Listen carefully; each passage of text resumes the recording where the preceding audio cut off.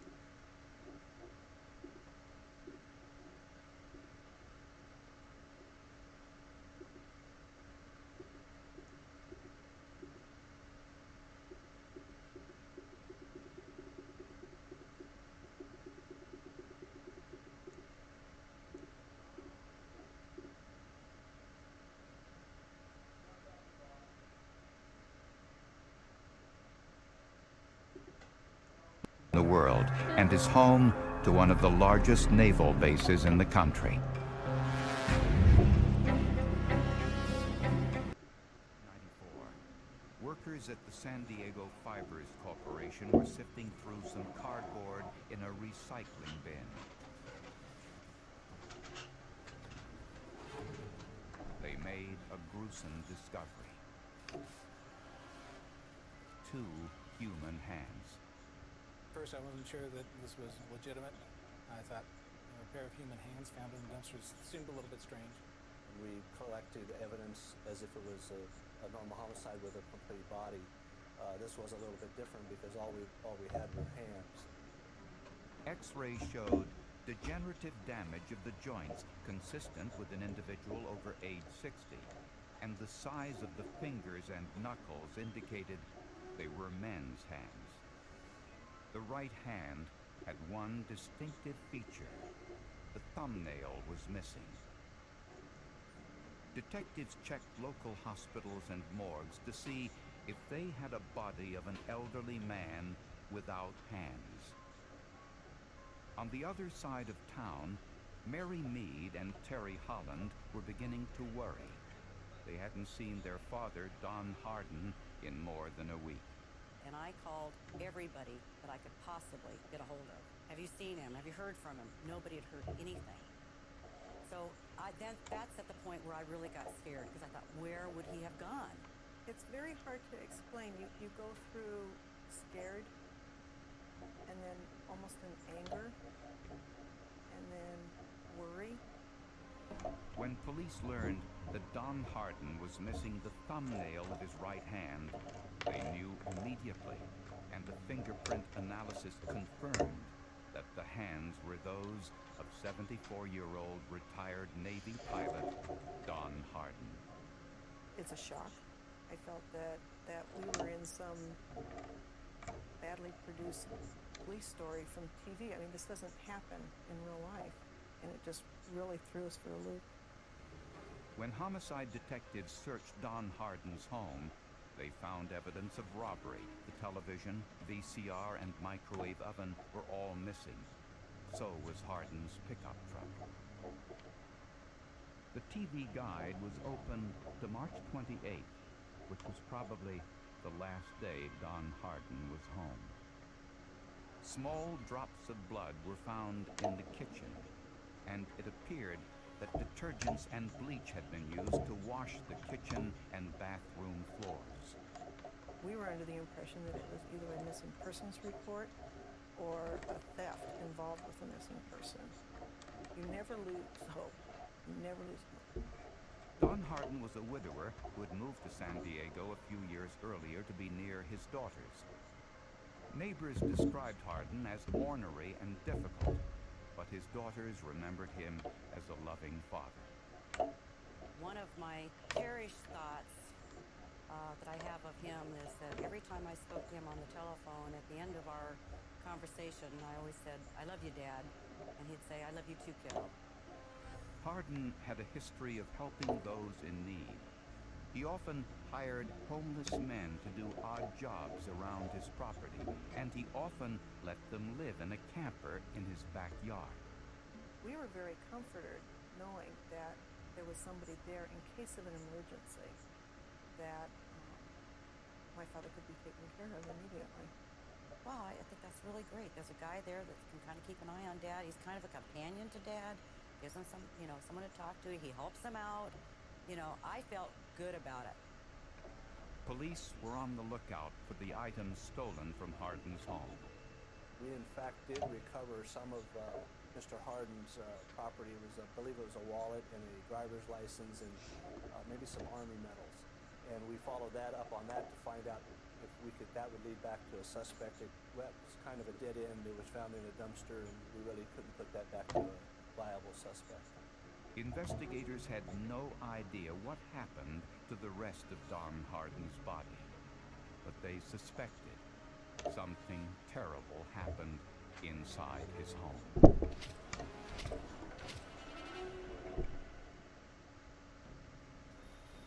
A pair of severed hands found at a San Diego recycling plant were identified as those of 74-year-old Don Hardin, a retired Navy pilot. A search of Hardin's home revealed evidence of burglary and violence. We were in the kitchen, and the kitchen floor had a fine white powdery substance unevenly applied over the whole floor. It was pretty obvious that some cleanser had been used to clean the floor up.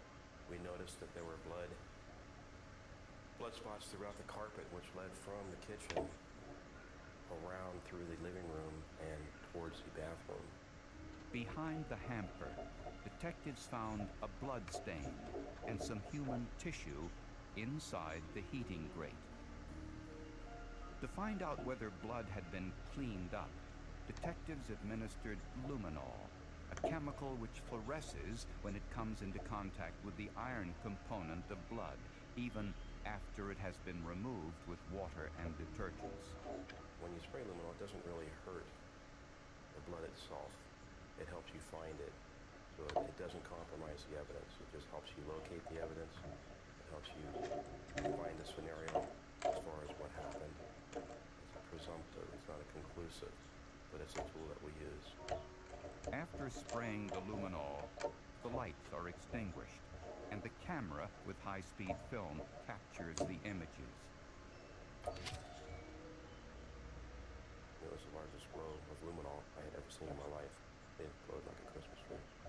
Police found a huge amount of blood on the kitchen floor, and a blood trail leading from the kitchen to the bathroom. And in the bathroom, there was even more blood. DNA tests revealed the blood was Don Hardin's. The amount of blood led forensic pathologists to conclude that Hardin could not have survived such a devastating attack. I go over to the couch and we sit down, and he says, "There's positive proof that your father was killed in the kitchen and he was dismembered in the bathroom. And he is dead. It's positive proof that he is dead." It didn't sink in for quite some time. But there's disbelief. There's the question why. What could have possibly provoked it? Hardin led a simple life in retirement. similar to other naval retirees in San Diego. So who would want him dead? And who would go to such lengths to conceal the murder? The day before he disappeared, neighbors saw Don Hardin with one of the homeless men he allowed to live in his backyard camper. His name was Dale Whitmer, a 41-year-old drifter who had a police record for vagrancy and intoxication, but no past history of violence. Going out to the car, scaring something wrapped up in a piece of cloth, a bundle like, and in the rear seat. Whitmer denied any knowledge of Don Hardin's whereabouts. Whitmer said that Hardin had loaned him the pickup truck, but hadn't seen him since. He said he worked for Hardin on and off for years, and said he regarded the old man almost like a father. But friends and neighbors disputed that. Dale had told other people, neighbors, that the old man was bothering him, and that he was really getting mad, and that he was tired of the old man poking him and calling him names and belittling him. I want you to take your time and look at it closely. During the police interrogation, Whitmer was shown a photograph of the severed hands. You're Don Hardin's hands. And we asked him how he could know such a thing. He just said he'd grown accustomed to seeing them over the year that they'd been together, and he just recognized them as being Mr. Hardin's hands. But Whitmer would say no more. When police asked him to take a lie detector test, he refused. Whitmer's fingerprints were found inside Hardin's home. But since he did odd jobs for Hardin, this wasn't unusual. Mr. Whitmer was very nonchalant. He talked to us and had an answer for almost every question that we had, and just told us that I don't know where he is. He asked me to do a few things for him. I was driving his truck as he let me. He asked me to take some things from his house and give them to other people, and I did. With no other leads, the case of Don Hardin's disappearance went unsolved for over a year. Until police received an anonymous letter that contained details of Don Hardin's murder that hadn't been released to the public.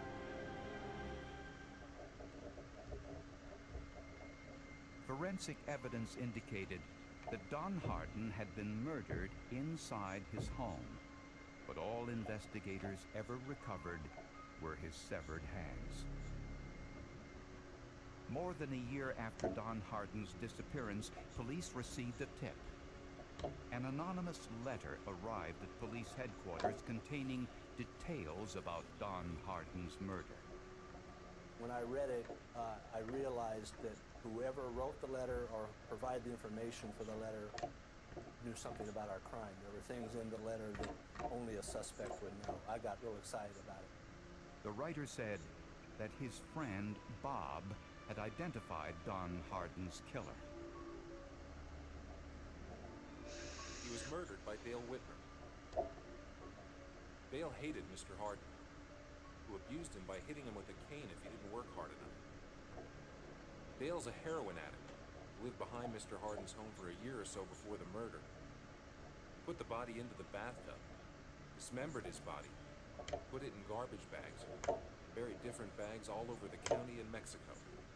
Hardin's dismemberment in the bathtub was the information that had not been released to the public. The letter went on to say that Bob would not come forward to testify against Dale Whitmer. I asked him to contact you directly, but he didn't feel like he could do it. Bob is convinced that Dale will know Bob is the source of the information and may try to silence him or hurt him in some way. It was clear that the writer of the letter wanted to help, but did not want to get involved. Good luck, Detective. The Forensic Documents Office at the San Diego Police Department analyzed the letter and looked at the postmark for a clue to its origin. The letter wasn't mailed with stamps, but had gone through a postal meter, the type businesses normally use. Each postal meter prints a number on the envelope, which is the meter's registration number. But the writer had covered the number with white ink in an effort to conceal the letter's origin. We can look at letters for trace evidence, latent evidence, and in this case, obliterated evidence, and quite often find something that would allow us to source that document. But we can't always. Using what is known as a video spectral comparator, various light sources and filter combinations can often reveal what is hidden underneath ink and markers. The first attempts to see the meter number were unsuccessful. So Hugh Kerfman, the operator of the comparator, tried looking through the opposite side of the envelope by cutting it in half. He then used a blue-green light to penetrate the white ink, and it worked. So it was a pretty clear image, and Detective Lang looked at it and quickly said, well, there it is. The number of the meter, 5197451. The initials PB on the postmark indicated the manufacturer, Pitney Bowes. The serial number revealed the state, city, street name, and office address of the postal meter. It was located at Davis Capital Management in La Mesa, California. The owner of the company was Mark Davis, who was also a bishop in the Mormon Church. When confronted by police, Davis admitted that he wrote the anonymous letter. A The calendar. source of his information was a member of his church. Bricks. What's the bricks? But Davis Oh, you found it. refused You to got up to it. identify Yeah. the source further, Should be alright then. the religious privilege that exists between the clergy and a church member. I'm more listening to this than anything else. No, thing's ticking over, Prosecutors making took money. Mark Davis to court, and Well, the if you judge leave the computer on, ruled it carries on against doing him. it.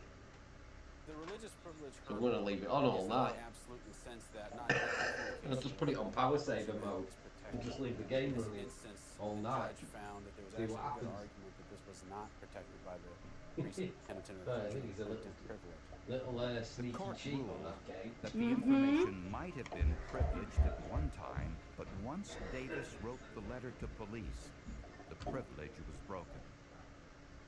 Mark Davis complied with the court ruling and identified the source of the information.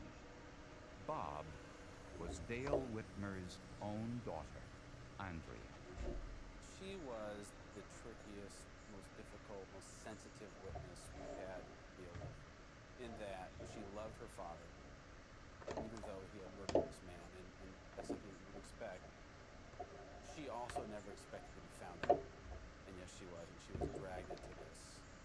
Dale Whitmer was arrested and charged with murder.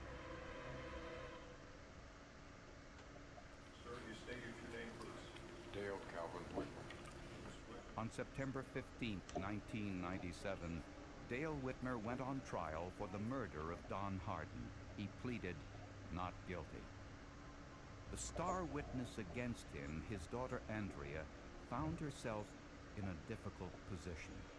If she lies on the stand to protect her father, she betrays her God. If she tells the truth on the stand, she is true to her religion, but she betrays her father. Which one do you choose if you're Andrea Whitmer? Andrea Whitmer chose to tell the truth, and she corroborated everything that Mark Davis had written in his letter. The letter said Dale Whitmer was a heroin addict and desperately needed money.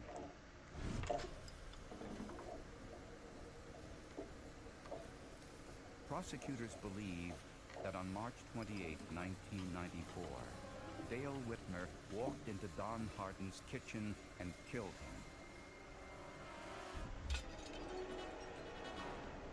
The motive was robbery and revenge for past abusive treatment. The luminol evidence suggests that Harden was bleeding profusely in the kitchen, and the body was dismembered in the bathtub.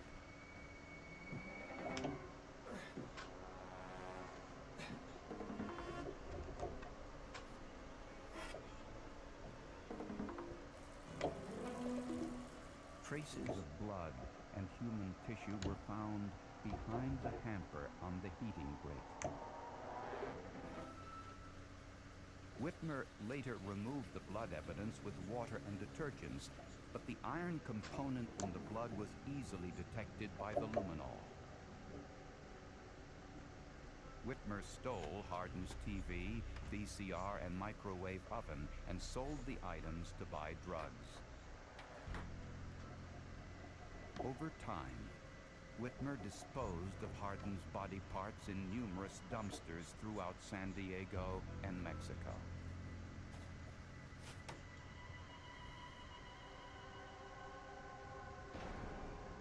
The hands were the only part of Don Hardin's body ever recovered. The jury found Dale Whitmer guilty of second-degree murder.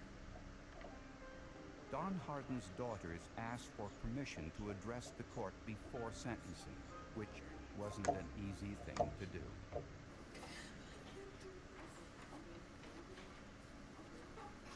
He almost got away with committing this hideous crime. I'm grateful he will be in prison and not able to inflict himself on another family. This ordeal has renewed my faith in the criminal justice system. Without my father, and Father's Day is the hardest for me. We really miss him. I find myself still wanting to pick up the telephone and call him. This is some chilling news. Dale Whitmer was sentenced to 15 years to life in prison. We would have been unable to prosecute him but for the luminol work and, of course, the lead. It would have been unsolved. There was a probability that we would have known who did it, that we would never been able to prove it.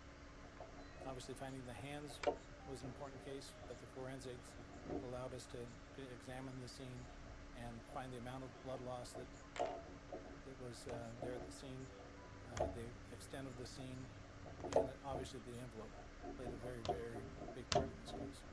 I hope that with all the forensic technology that they have, that anyone that's possibly even thinking of doing any kind of wrongdoing, that they'll stop and think about it before they do it, because with all the forensic technology that's out there, they're going to be caught.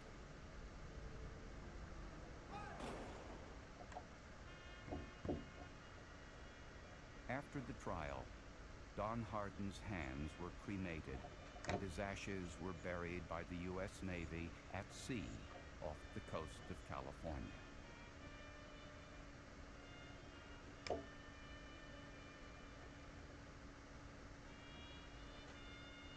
After it was all over, we just felt so much better. We felt like, okay, it's closed now. Dad's had his proper burial at sea. It's over.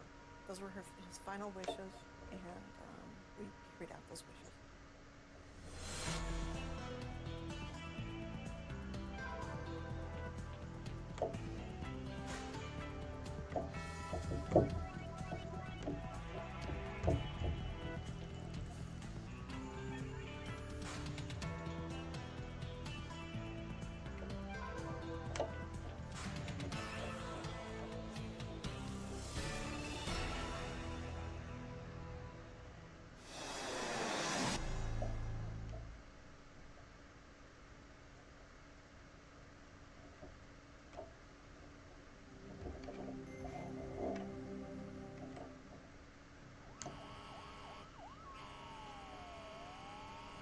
In 1996, a fire broke out in a rental home in North Carolina.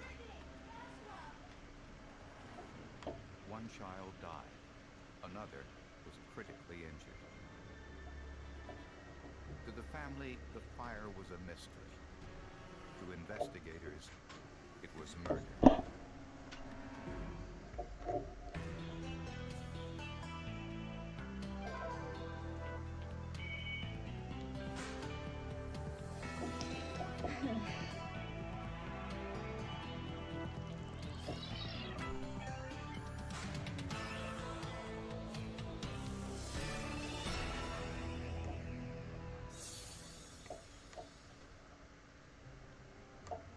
Tabor City, North Carolina, a small, rural sweet potato farming community in the western part of the state and home to the Hinson family.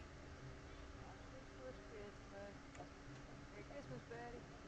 Joshua Hinson and his sister Brittany lived with their mother Terry and her boyfriend Rodney Strickland. Rodney worked in construction. Terry was a homemaker and student. On October 19, 1996, Rodney left to spend the night with his son in Fairbluff, about 15 miles away. Terry's mother Bernice came over to the house that night for dinner. I was there when she took Brittany and Josh upstairs to bed. And as they were going upstairs to bed, the last words I heard Josh say is, "I love you," because he was just learning to talk. After Bernice left, Terry plugged in a space heater to heat the home since it was the first cold night of fall.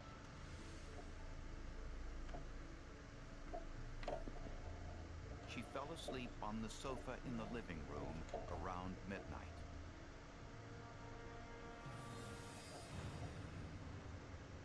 At 4 a.m., Terry was awakened by screams from her children. The house was on fire. The thick smoke and flames made it impossible to reach the children. The only thing Terry could do was call the fire department. The police arrived first, and an officer also tried to rescue the children. He too was unsuccessful. He went kind of past me, got almost to the top of the stairway and said, "We can't get in." To clear the way, Terry moved the space heater at the bottom of the stairs. By the time firemen arrived, the upstairs was almost entirely in flames. The children were rushed to the hospital, both in critical condition. It's really hard to recognize her as Brittany. She was black from head to toe. And they told me when I got there they didn't think she'd make it. Brittany was fortunate. She survived the fire. Tragically, 17-month-old Joshua did not. They finally came out and said they didn't. They did ask me if I wanted to see them. They suggested I didn't. That I could, but they had to ask. I didn't. You know, I really loved him a lot. I really loved him like he was my actual child. I loved him like that. I wanted my baby brother to at least have a long life. Because he didn't hardly even have a life. He was too young to die. When the fire was extinguished, local authorities found evidence that the fire started in the children's bedroom closet. At first, they thought that Brittany might have been playing with matches, but when they looked into Terry Hinson's background, they uncovered information which made them suspect it might have been murder. Brittany Hinson, now 8 years old, remembers the horrible fire that burned through her home 4 years earlier. I was burnt all over and I had died. And I was up in heaven. Believe me, that's beautiful. The rivers were rainbow paths and bridges and were gold, and the houses were made out of clouds, which had the names on the top that were of the people that we owned. I was special because I had died and I came back alive. That's why I'm special. Her younger brother Joshua, just 17 months old, died in the fire. I just miss him a lot. I wish he hadn't died. I mean, he was so young. With any kind of house fire, officials try to identify the cause. Generally, a fire burns longest at or near its point of origin, so the room with the most damage is usually where the fire started. Most of the damage was in Joshua's bedroom, which was at the top of the stairs. Investigators found a V-shaped pattern on the wall in Joshua's bedroom closet. It's a pattern that occurs when something combustible is against a wall. This discovery told investigators that the fire started on the closet floor and traveled up to the attic. A melted copper electrical wire was hanging from the attic, which investigators concluded had been burned in the fire and was not the cause of it. Special agents from the North Carolina State Bureau of Investigation and the Federal Bureau of Alcohol, Tobacco, and Firearms assisted in the investigation. They eliminated the nearby electrical outlet as the cause. And when they couldn't determine how the fire started, they concluded that someone had set it intentionally with a match or lighter. I was told by the state agent that anyone who's in that house that night was a suspect. Anyone who had been in the house that evening would have been. Investigators first talked to Brittany to see if she had been playing with matches that night. They were satisfied she had not. Next, they wanted to know where Terry's boyfriend Rodney was at the time of the fire. Rodney had plenty of alibis. He was back in Bear Bluff with his son, spending the night. Plenty of people saw him. But investigators were most suspicious of Terry, since she was sleeping on the sofa downstairs when the fire broke out, instead of in her bedroom upstairs. And they also discovered that a few years earlier, she had given 3 older children up for adoption. The only reason Terry let those children go was because she did love them enough to want the best for them. And at that time, she could not give them anything, not even a home. She didn't have a job, she didn't have a car, she didn't have no money, she didn't have anything. People made a leap from that event, the adoptions, to somehow that becoming a motive for killing her other child. Witnesses also told police that at the fire scene, Terry behaved suspiciously. Her mama said that she had been depressed, that she had been bringing books over for her to read at night. And her boyfriend said that she would sleep on the couch. We just didn't think Terry was acting the way a mother would act if a child had been killed in a fire. There's just something wrong to them about it. She was blamed for the fire. She was blamed that she's the one who did the fire. She didn't do a single thing. Terry denied having anything to do with setting the fire. I was actually the only one considered. They had to eliminate Brittany because she was a child that couldn't start a fire at that age. Rodney couldn't be considered because he was there. 12, 15 miles away. Police arrested Terry Henson and charged her with murder, attempted murder, and arson. And her nightmare continued when her own lawyer hired an independent investigator who agreed with the prosecution that the fire had been intentionally set. I mean, it took me a long time to realize my attorney wasn't going to help me. I still held a lot of faith that he was going to do something, and I finally realized that he's not. If convicted, Terry could face the death penalty. For 61 days, Terry Henson sat in a North Carolina jail cell, waiting to be tried for murder and arson. Eventually, Terry was released on a $200,000 bond, but remained under house arrest.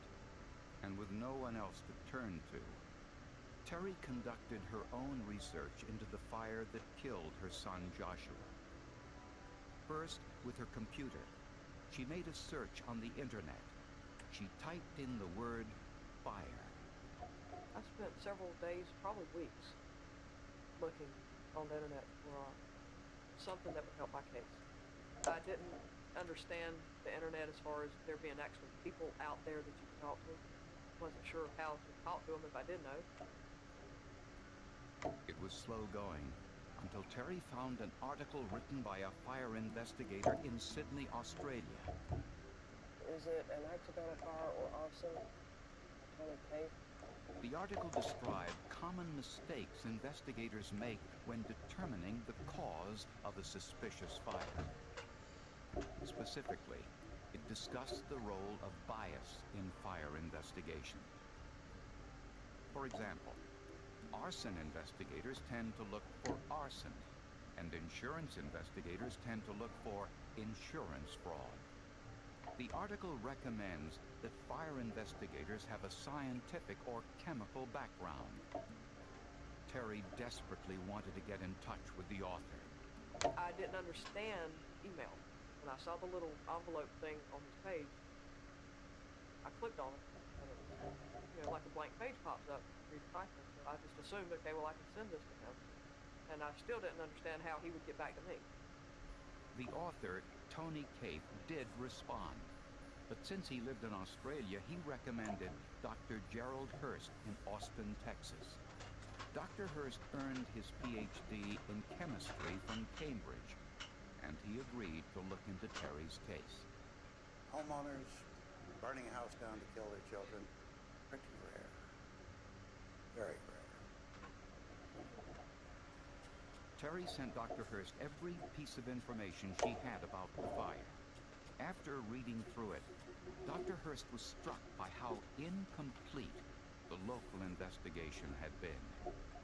I decided to concentrate on the attic precisely because they had said almost nothing about the attic in the investigation. The attic was a complete revelation. The insulation in the attic was made of ground-up newspaper treated with a flame-retardant chemical. Dr. Hurst checked local weather conditions, and he discovered that Hurricane Fran had passed through Tabor City, North Carolina, just 6 weeks before the fire. Terry said the torrential rains from that hurricane leaked through the roof and caused water damage in the ceilings. Dr. Hurst also found a melted 50-year-old electrical wire in the attic insulation. Terry told Hurst there had been some electrical problems on the night of the fire. Her curling iron had been going on and off earlier that evening. And when she moved the electric space heater for the firemen, she remembers it was cold to the touch. I picked up with both hands, slid it out of the way. And later when it dawned on me that heater should have been very hot. And it had been turned on full blast. That meant that the heater had gone off at least a half an hour before she became aware of the fire. Dr. Hurst and fire investigator Ken Gibson flew to North Carolina to inspect Terry's home firsthand. They did not believe the fire started the way the government investigators said. Well,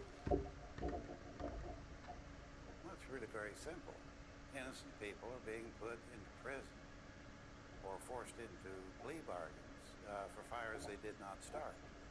After Terry Henson was charged with arson and murder in the death of her 17-month-old son Joshua, her only hope was a scientist she found through the internet. Jerry Hurst is one of these guys who kind of comes out of left field and actually saved the day in this case. The findings of the State Bureau of Investigation and the Bureau of Alcohol, Tobacco, and Firearms rested on the theory that the fire started on the floor of the bedroom closet. And when the cause couldn't be found, they concluded the fire had been deliberately set. ATF, they call themselves arson investigators. The state call themselves arson investigators. That's what they're looking for, is arson. That's what they train for. That's what they go to school for. Is to catch arsonists. What you want is a fire investigator to determine what caused the fire.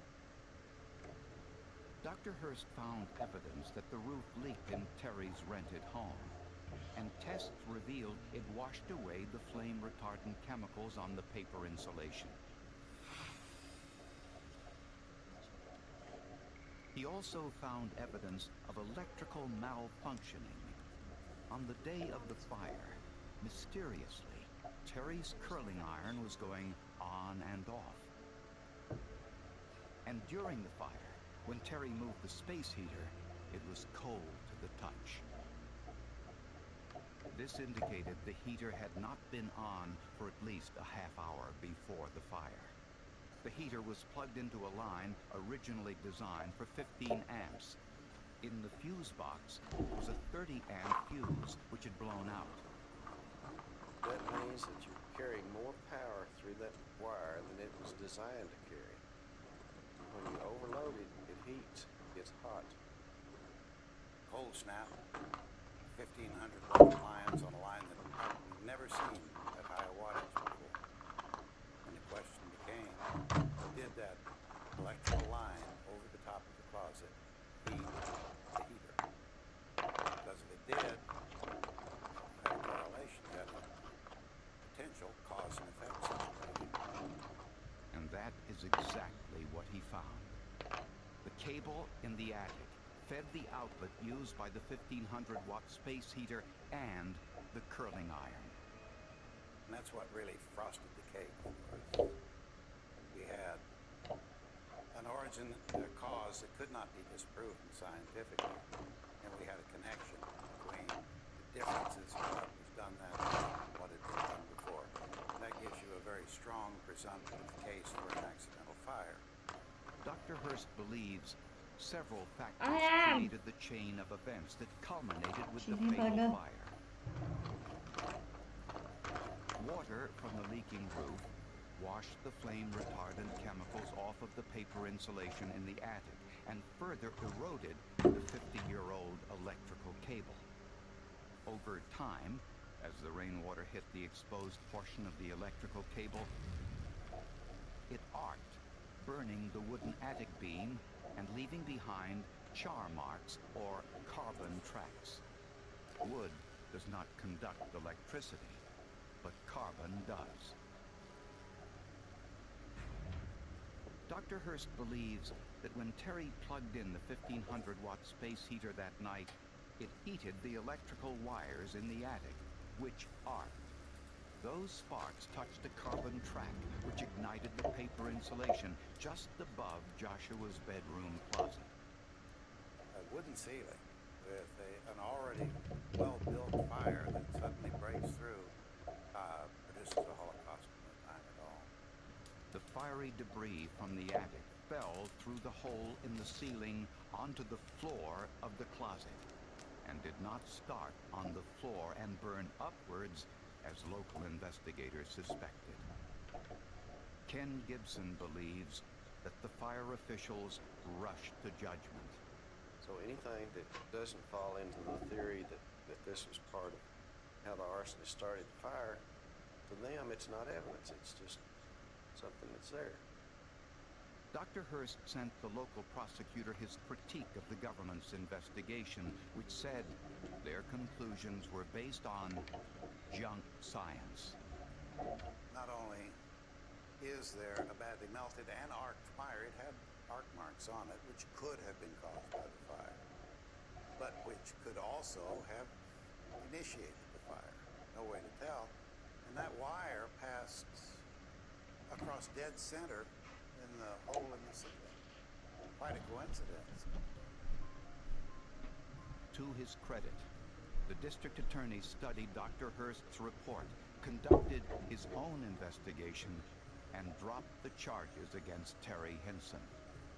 But by the time it was all over, she had lost her home, her child, and nearly her freedom because of an inaccurate conclusion drawn No, the main battery's charged now. Science.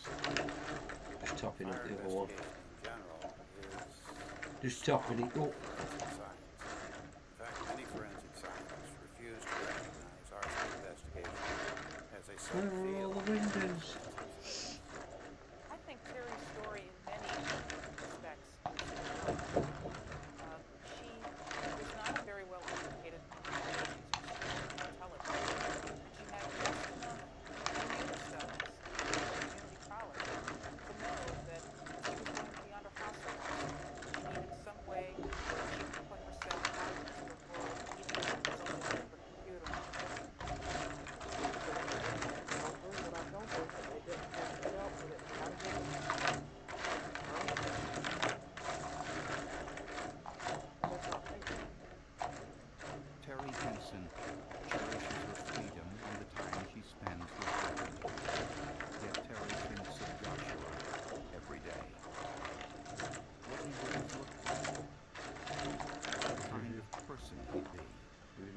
The good times.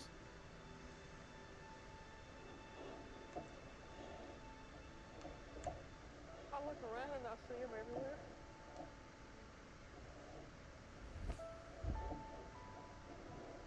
We ran, we played, and we had the dog to play with and swing out of the tree.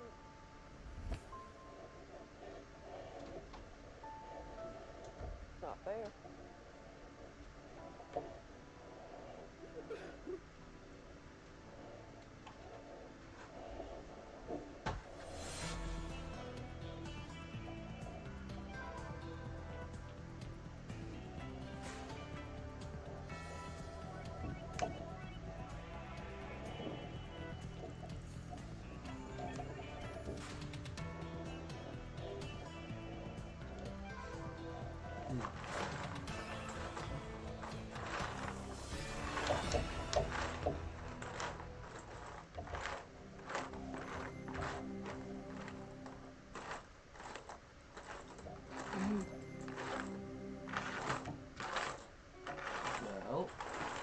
In 1988, a patient in Southern California collapsed and died of a heart attack in his doctor's office.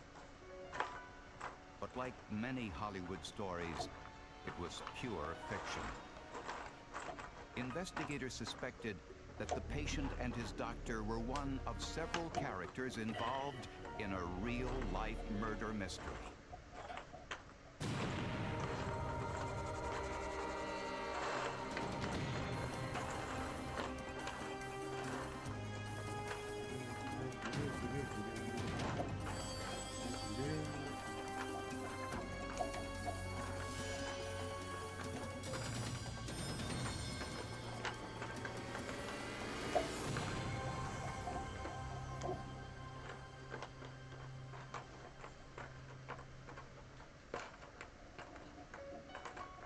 Dr. Richard Boggs was a Harvard-educated neurologist in Glendale, California, a short drive from Hollywood. He had been married, he had children, had a huge mansion, had, for all intents and purposes, the good life.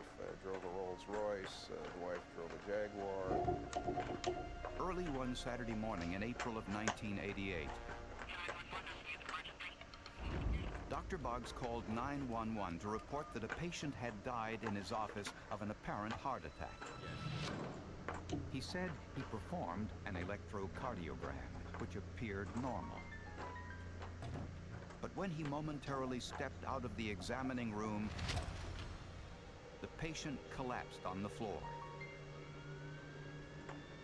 By the time paramedics arrived at 7:15 a.m., the patient was dead.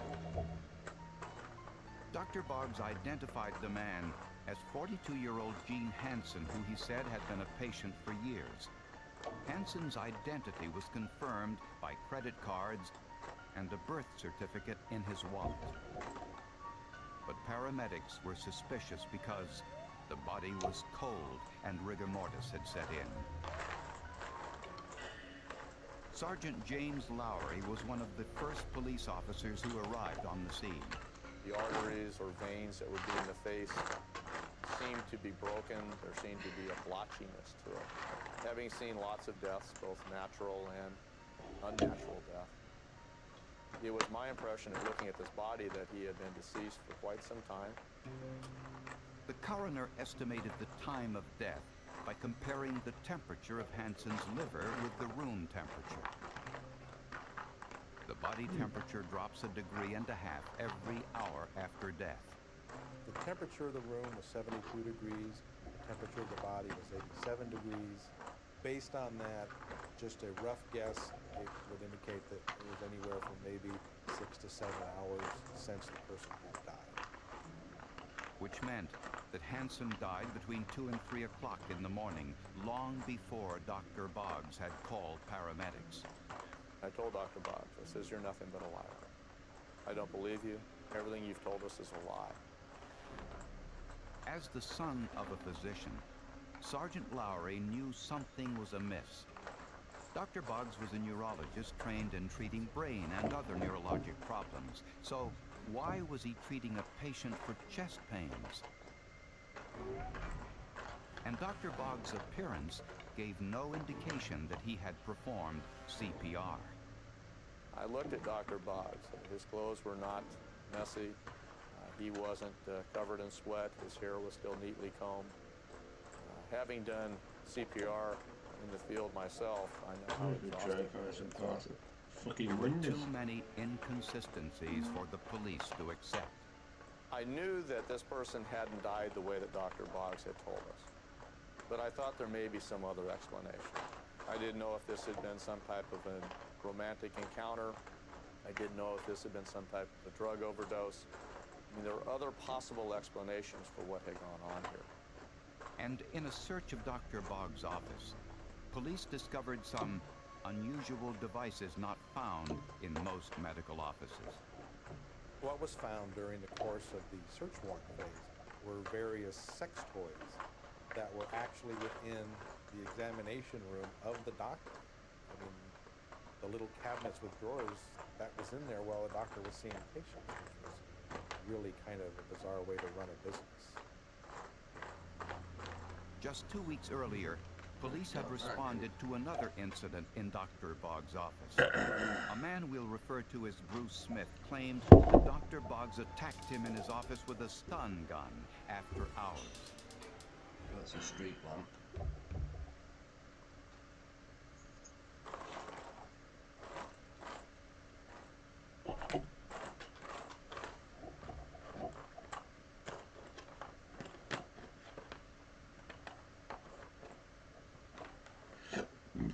Excuse me.